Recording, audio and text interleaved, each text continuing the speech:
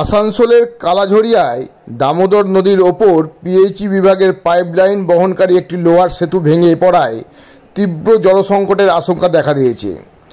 এই সেতুর মাধ্যমে আসানসোল, রানীগঞ্জ, জামুরিয়া ও পাণ্ডবেশ্বরের 52টি গ্রামে পানীয় জল সরবরাহ করা হতো।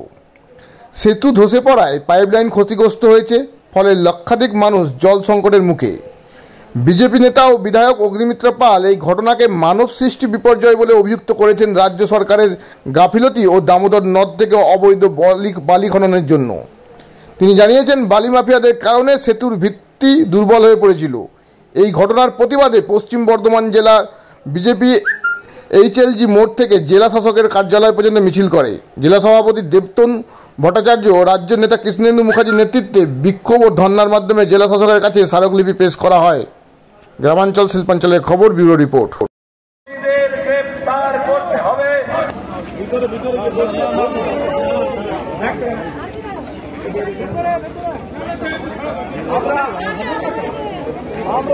আমরা তো শান্তিপূর্ণ ডেপুটেশন দিচ্ছি। আমরা তো এখানে তো জমি আন্দোলন হয়নি।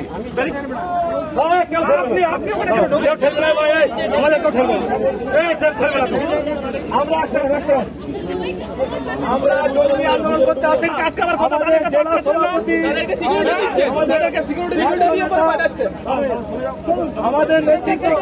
আমাদের নেতৃত্ব বলেছে ভদ্রভাবে আমরা ডেপুটেশন দেবো 5-7 জন দিয়ে। মাফিয়াদের দৌড়াতে ব্রিজগুলো ভাঙছে, তখন কোথায় থাকেন আপনারা?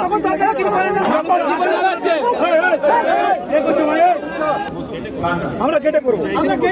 কেন আটকাচ্ছেন? কেন আটকাচ্ছেন? আমরা we are responsible district leader. আপনি গেটটা বন্ধ করুন, আমরা গেটে বসছি। If any incident happened, we are responsible for that.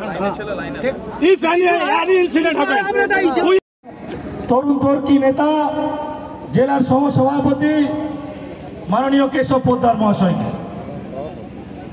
Bharat माता की। आज के भारतीय जनता पार्टी आसनसोल जिला देवतनु कार्यालय के नीचे बैठा है। ठीक है, शर्म आ रहा है हम लोग को।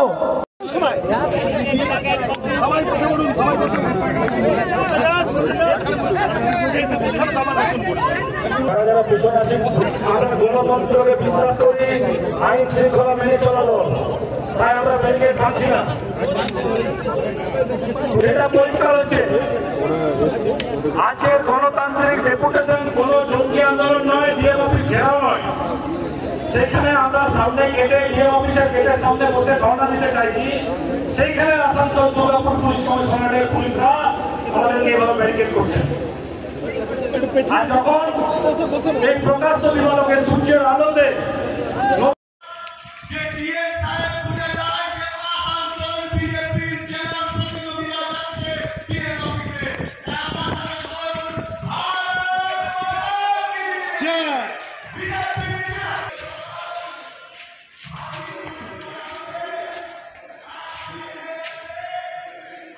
আন্দোলন নেমেছে, আমরা ডিএম সাহেবকে জানাবো নির্দিষ্ট সময়ের মধ্যে যদি এই জলের ব্যবস্থা যদি না করা হয় তাহলে আমরা বৃহত্তর আন্দোলনে নামবো এবং বালু খননের জন্য, অবৈধ বালু খননের জন্যই এই ঘটনাটা ঘটেছে, দুর্ঘটনা ঘটেছে।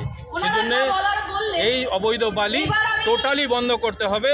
আগামী 2 দিনের মধ্যে যদি জলের ব্যবস্থা না হয় তাহলে এই রাস্তাতে, আসানসোলের রাস্তায় কোথাও কোনো বালুর ট্রাক আমরা চলতে দেবো না। কিন্তু ডিভিসির যে জল ছাড়া সেটাও একটা দাবি করছে তৃণমূল। তৃণমূল সবসময় দাবি করবে, তৃণমূল নিজেদের অপরাধ করে রাখার জন্য সবসময়তে অন্য কাউকে দাবি করে, সবসময় বিজেপিকে দায়ী করে। কিন্তু সাধারণ মানুষ জেনে গেছে যে তৃণমূলের কথার সারমর্ম কী আছে না আছে। তৃণমূলের একটা অপদার্থ সরকার আমাদের রাজ্যে চলছে, সার্বিকভাবে তারা ব্যর্থ, একটা নৈরাজ্য সৃষ্টি করেছে। সাধারণ মানুষের স্বার্থে পানীয় জলের মতো ব্যবস্থা, সেটার মেনটেনেন্সের জন্য প্রত্যেক বছর যে টাকা কন্ট্রাক্টরদের দিতে হয়, সেই টাকার পর্যন্ত পেমেন্ট হয় না। মেনটেনেন্সের জন্য 1 পয়সা খরচা নেই, কারণ তৃণমূলের নেতারা, অফিসাররা তারা ওই মানুষের জন্য যে কাজ করতে হবে সেই চিন্তা থেকে তারা কতটা বালি উঠছে, কত টাকার বালি কাটমানি কি আসবে না আসবে সেই ব্যাপারে তারা বেশি চিন্তিত। দাদা একটা কথা, যে বেশ কিছু কোড নামে বালি চলছে, বেশ কিছু কোড নাম দিয়ে চলছে, এই বিষয়ে কি বলবো? তৃণমূল সায়েন্টিফিক্যালি পুরো ব্যবস্থাটাকে ডেভেলপ করেছে, কি করে কয়লা তুলতে হবে, কি করে বালি তুলতে হবে এবং কিভাবে করলে এটাকে ঢাকা দিয়ে রাখা যাবে লাল কার্পেট দিয়ে, সেটা চেষ্টা করেছে, কিন্তু এটা ওপেন সিক্রেট। কোড নাম যেই দিক না কেন, ওই কোডের পিছনে কারা রয়েছে সেগুলো এক্সপোর্ট সাধারণ মানুষের কাছে, সবাই সেই নামগুলো জানে, এবং সাধারণ মানুষ যখন জানে তাহলে পুলিশ প্রশাসন অধিকারীরাও জানে।